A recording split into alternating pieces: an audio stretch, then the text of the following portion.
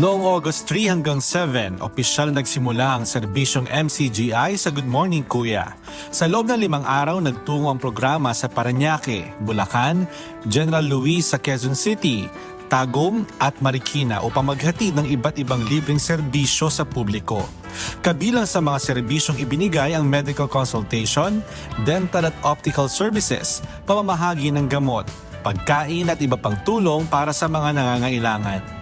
Kasama rin sa programa ang Get It Straight with Daniel Razon, kung saan tinalakay ang mga mahalagang issue at programa ng pamahalaan sa pamamagitan ng panayam sa mga kinatawan ng iba't ibang ahensya.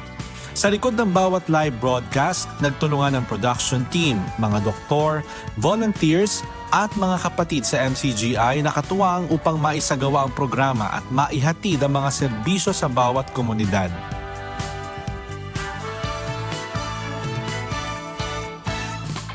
Sa unang linggo ng serbisyong MCGI, 5 komunidad ang napuntahan, 550 medical consultations ang naibigay, 279 dental services ang naisagawa, at 231 optical services ang naihatid. Sa kabuuan, umabot sa 7,779 na serbisyo ang naibigay sa 5 araw ng programa.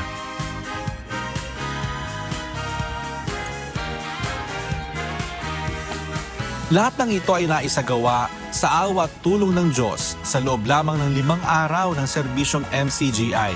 At ito pa lamang ang unang linggo.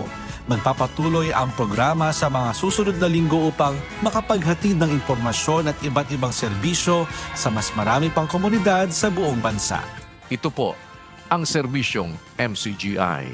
Mula sa puso, para sa kapwa.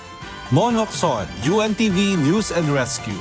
Diyos ang aming sandigan, serbisyo publiko ang aming pinahahalagahan.